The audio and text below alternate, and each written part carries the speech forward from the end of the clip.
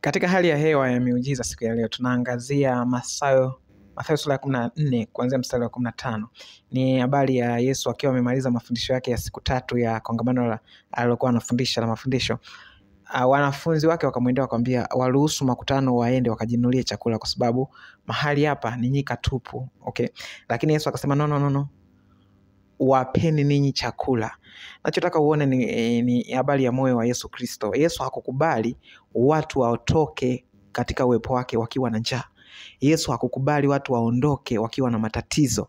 Yesu hakukubali watu waendelee na shida zao, waendelee na njaa yao. Akasema no, haiwezekani. Wapeni ninyi chakula. Sijajua una jambo gani, una njaa katika eneo gani. Haleluya. Sijajua unamhitaji Mungu katika eneo gani, lakini nataka nikwambie kitu kimoja kwamba ninachojua na nina uhakika kwamba Yesu hakubali maisha yako yaendelee ukiwa na njaa, ukiwa na mhitaji, ukiwa na mambo ambayo hayana majibu. No. Akasema hivi, hapana, waketisheni ninyi wale chakula. Akamwambia Yesu, mstari wa 16, Yesu akamwambia hawana haja kwenda zao, wapeni ninyi chakula. Akamwambia hamna kitu hapa ila mikate 5 na samaki 2. Akasema nileteni hapa. Oh my God.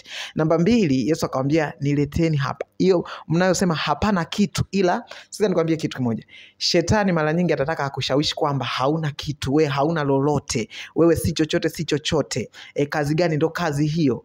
Kipaji gani ndio kipaji hicho? Eti na wewe ni mtumishi, eti na wewe ni mfanyakazi, eti na wewe ni msomi hapo. Yaani atajaribu akuonyeshe kwamba hamna kitu. Ndivyo ambavyo hawa wanafunzi wakawaza kwamba hamna kitu ila mikate 5 na samaki 2. Yesu akasemaje?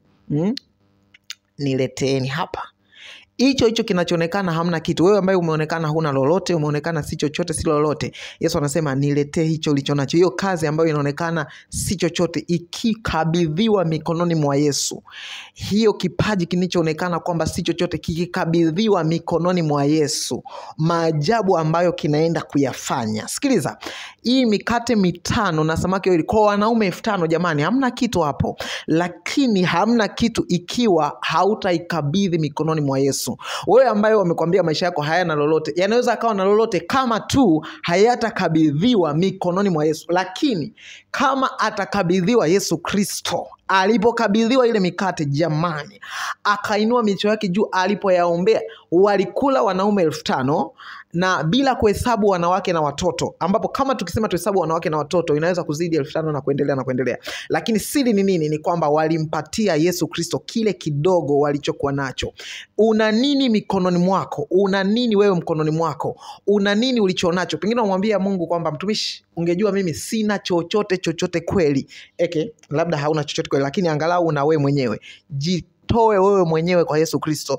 Wakati unapokwenda kuomba, nataka useme Yesu, mimi najileta kwako mwenyewe. Yesu, naileta kazi yangu kwako. Yesu, naleta kipaji changu kwako. Ni kweli kibinadamu sina lolote. Hakuna lolote, kama vile wanafunzi walivyosema hatuna kitu ila mikate 5 na samaki 2. Wewe unaposema sina kitu ila una nini? Angalau unaweza kuwa na wewe mwenyewe. Angalau unaweza kuwa na kazi. Angalau una chochote kile ulichonacho. Nataka sasa twende tukaombe ikiwa hicho kitu kitakuwa mikononi mwangu. Tunachokijua ni kwamba kitaenda kufanya maajabu.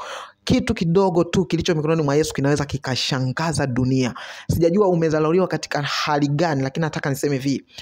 Wakati tunakwenda kuomba, mwambie Bwana Yesu kwamba naikabidhi hali yangu hii mikononi mwako, alafu nenda kuona mkono mkuu wa Mungu katika muujiza, katika jina la Yesu wa Nazareti aliye hai. Yes Lord, in the name of Jesus. Rikatabo shakana pasiti eila. Katika jina la Yesu Kristo wa Nazareti.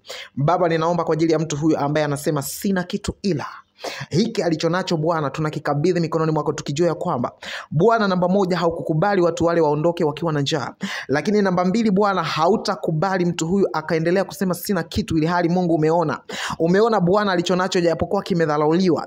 Bwana, kama vile wale wanafunzi walivyokabidhi ile mikate 5 na samaki 2 mikononi mwako, kadhalika na sisi Bwana tunakabidhi kazi hii mikononi mwako. Bwana, tunakabidhi utu wetu mikononi mwako. Bwana, tunakabidhi kitu hichi kinachoonekana ni kidogo, kinachoonekana ni sifuri, tunakikabidhi mikononi mwako Yesu Kristo, katika jina la Yesu Kristo wa Nazareti. Na mimi ninaachilia nguvu zako katika kitu hicho. Ninaachilia nguvu za Mungu katika kipawa hicho, katika jina la Yesu Kristo wa Nazareti. Ninaachilia nguvu za Mungu katika hilo neno, katika hilo jambo, kwa jina la Yesu Kristo wa Nazareti. Lilikuwa haliwezi ni kwa sababu lilikuwa linasimama lenyewe, lakini sasa nguvu ya Mungu inakwenda kusimama na jambo hilo katika jina la Yesu Kristo wa Nazareti. Mtu huyu anakwenda kurudi na ushuhuda katika jina la Yesu Kristo. Nasema haitakuwa vile ilivyokuwa. Hali hii imekwisha kubadilika sasa katika jina la Yesu Kristo. Katika jina la Yesu Kristo. Yeye aliyeonekana hana kitu anakwenda kuonekana, anakwenda kulisha watu 1000, anakwenda kulisha hata zaidi ya uwezo wake katika jina la Yesu Kristo. Nasema kupitia kipaji chako hichi kidogo, watu wengi wanakwenda kunufaika, watu wengi wanakwenda kumtukuza Mungu na kusema hakika Bwana amefanya makuu katika maisha ya mtu huyu,